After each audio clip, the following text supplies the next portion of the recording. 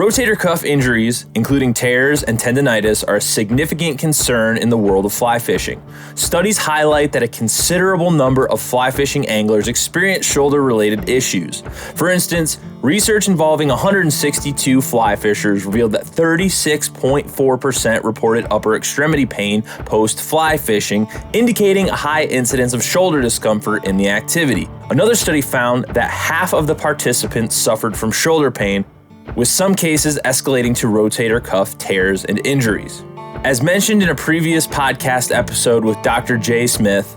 But when an upper extremity issue, you want to work on the shoulder, all right? So there are 4 sentinel muscles that are the stabilizing muscles of the shoulder. Those are called the rotator cuff. And those muscles, the supraspinatus, infraspinatus, teres minor, subscapularis, are actually in the back. They're right around your shoulder blade.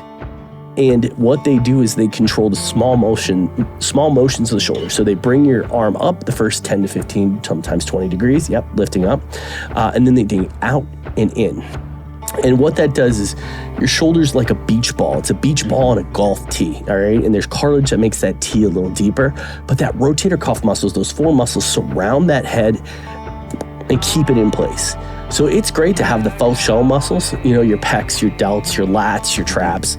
But if you are not rotator cuff strong, you are going to be in danger. These injuries are often attributed to factors like poor posture and muscular imbalances during the casting process, leading to conditions like rotator cuff impingement. This episode aims to shed light on the prevalence of these injuries among fly fishers and to explore various preventative strategies to mitigate the risks of rotator cuff and shoulder strain in the sport. Proper casting technique is crucial in preventing rotator cuff and shoulder injuries while fly fishing. It involves more than just the movement of the arm. It's a coordinated effort that includes the wrist, elbow, shoulder, and torso. Over-reliance on the shoulder is a common mistake, which can lead to injury. Instead, the technique should be fluid and rhythmic, utilizing the whole body to create momentum. The motion should start from the body's core, transferring energy through the arm to the rod in a smooth, controlled manner. The wrist should remain firm, yet flexible, allowing for precise control of the line. Dr. Jay Smith is not only researching fly fishing injuries, but is a talented fly caster himself, being a graduate of the Orvis Fly Fishing School. Let's hear what he has to say on proper casting technique. What's interesting about fly casting, there's a bunch of different ways to do it. The best way that I've had it described to me is that you're not throwing the rod. I mean, that just feels wrong too. It's almost like a punch, That makes sense, yeah. Yeah, and I think, if I ever punched like that, I'd probably lose a fight.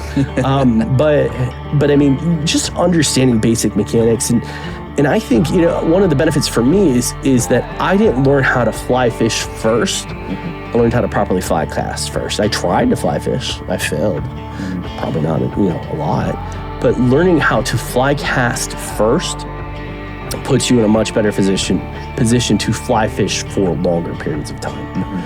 For those new to fly fishing or those looking to improve their technique, lessons from a professional instructor can be highly beneficial. There are many great videos online that can guide you in proper fly casting technique. I'm very fond of the Mad River Outfitters video and the Orvis YouTube channels. There's always something new to learn. Strength training plays a vital role in preventing rotator cuff and shoulder injuries. It focuses on building the strength and resilience of the muscles around the shoulder, particularly the rotator cuff group.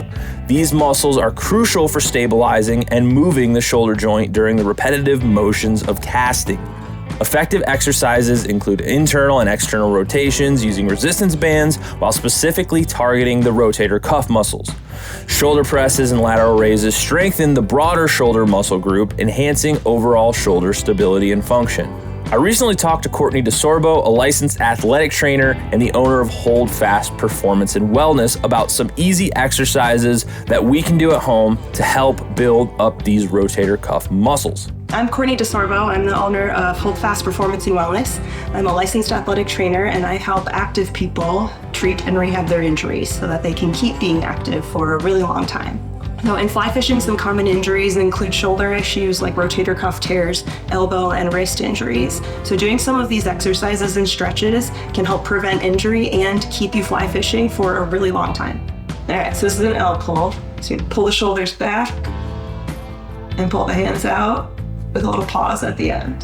That's to help, number one, with posture, but we're also using the rotator cuff. And then the next one's gonna be a W pull for when your elbow's up a little bit higher.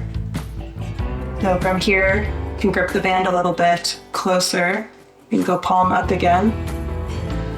And then you're pulling your hands apart until the band hits your chest.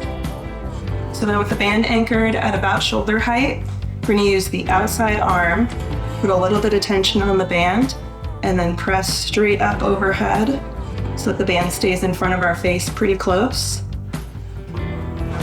And we're trying to make sure that as we press, we're not letting the band pull us toward our anchor. So that for this one, the band is anchored at about shoulder neck height. We're gonna face our anchor, and our starting position is gonna be elbow bent with your arm at about shoulder height. And then you're gonna press the band overhead, trying to make sure that we're keeping the band pulled back and not letting it pull our hand forward. And then we're also making sure that as we press up, we keep our back straight and we're not arching to try to help bring the band overhead. Okay, so for this one, we're gonna do some spinal rotation, which is also great for if you get a really stiff low back from sitting in your boat for a while. So we're gonna, with one hand, hold onto the band at about shoulder height, and you're gonna put your hand on a wall or something sturdy, and then palm up. We're gonna have this elbow slightly bent, and then as we pull our hand away, we're gonna watch our hand as it moves, keeping our hips facing forward, and that's gonna rotate our spine. So this is another rotator cuff exercise. For this one, we can put a rolled up towel between our elbow and our ribs. We want a little bit of space there. And then we're gonna use something starting kind of light. So this could be 5 pounds or so. And then you're gonna start with the weight down by your stomach, shoulders pulled back. And then you're slowly bringing the weight away from the floor as high as you can. Slow, controlled movements here. And then another one for our wrist and elbow is palm down, gripping your weight. Your forearm should still be on the table or bench. Elbow stays down, and you're gonna let your wrist drop and raise. Drop and raise. Okay, and then this last one is for wrist and elbow strength or forearm strength. So we can start with palms up. Keep the forearm on a bench or a table with your hand hanging off the edge. And then you're gonna let your wrist fall and raise. Fall and raise. The exercises that Courtney just showed us should be performed with a focus on controlled movements and proper form rather than with heavy weights. Incorporating strength training into a regular fitness routine not only aids in injury prevention, but also can enhance casting ability and endurance, leading to a more enjoyable and longer fly fishing experience. Flexibility and mobility exercises are essential in preventing shoulder and rotator cuff injuries as well. These exercises enhance the range of motion and elasticity of the muscles and joints, particularly around the shoulders, neck, and upper back.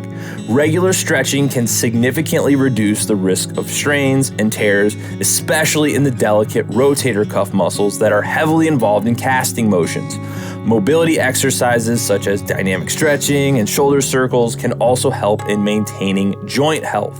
Let's talk to Courtney again to learn some simple stretches to keep us healthy and safe out on the water. So since many of us are stuck in this kind of slouched forward shoulder posture, stretching the front of the shoulder and the pec can actually help take some of the pressure off of our rotator cuff. So to do this, we could use a doorway or a wall, and we're gonna put our elbow at 90 degrees, kind of like a goalpost against the wall or the doorway, and then step through until you feel a light stretch in the front of your shoulder and the front of your chest or your pec. Next, we're gonna stretch our wrists and our forearms. So we're gonna start with spreading our fingers really wide, pointing them towards us. This could be done on the floor or on a raised surface. And then you're gonna set your hands flat and lean back. You can rock side to side a little bit, but you should feel a stretch on the side of your forearm, your flexors. And vice versa, we can get the wrist extensors or the top of our forearm by flipping our hands palm up, still fingers spread wide, and then lean back. And again, we can rock side to side a little bit if you feel a stretch right in this area. By incorporating these exercises into a daily routine, fly fishers can maintain supple and well-conditioned muscles, thereby minimizing the likelihood of injury and enhancing their performance on the water. As you know, I'm not a doctor, I'm not a physical therapist, I'm not a sports trainer, and it's important to seek professional advice when it comes to this stuff. Consulting with a physical therapist or a sports medicine specialist can provide tailored advice and exercises specifically designed to strengthen and protect the shoulder area. These professionals can assess individual posture, casting technique, and overall physical condition to identify any potential risks for injury. They can also offer guidance on proper warm-up routines, ergonomic equipment choices, and injury management strategies. This expert input not only helps in preventing injuries, but can also enhance overall performance and the enjoyment of the sport. If you have any questions about this stuff, you can always reach out to Courtney at holdfastperformwell.com and get professional advice on your own personal situation. Before we wrap up, let's hear from Dr. Smith one more time about the root causes of injury in fly fishing. And I think that's the interesting thing, is that what we found is that fly fishing itself doesn't injure you. It's other things that hurt when you fly fish. And you usually come in with rotator cuff tendonitis, where those muscles are pissed off. And what happens is understanding the spectrum of disease. Your rotator cuff, gets tendonitis. So you're looking at a structure that looks like a rubber band. Over time, it gets a little bit harder. There's spots in there that are a little bit weak, ripped microscopically, and that muscle tears. All right, and the muscle tears, you lose strength. When that muscle tears, the ball starts to head up towards the acromioclavicular joint, the clavicle, the upper parts of the scapula there, and that's when you get arthritis. So it's a spectrum of disease, because usually shoulder arthritis is secondary to a rotator cuff tear. So it continues to go back to, if you take care of your rotator cuff now and early, your likelihood, where every good fly fisherman tears their rotator cuff, is probably not true. In conclusion, preventing shoulder strain and rotator cuff injuries in fly fishing is crucial for both the longevity and enjoyment of the sport. By adhering to proper casting techniques, engaging in regular strength training and flexibility exercises, maintaining good posture and body mechanics, and using lightweight, ergonomic equipment, anglers can significantly reduce their risk of injury. Additionally, varying casting methods and avoiding repetitive strain and seeking professional advice for personalized guidance and technique improvements are essential. Implementing these strategies not only safeguards against common fly fishing injuries, but also enhances overall performance, ensuring that you can continue to enjoy this rewarding sport without the setback of shoulder pain or rotator cuff tears, which at the end of the day mean time not spent out in your favorite place, the beautiful lakes, rivers, and streams that hold our cherished fish. Hope you guys got something out of this episode. This is something I've been working on personally, had a few shoulder issues, and I love fishing, fly fishing, hunting, all of it. I want to be able to do this stuff for the long term, so I'm getting my stuff together, and hopefully this helps motivate you to get your stuff together so that you can do this stuff forever.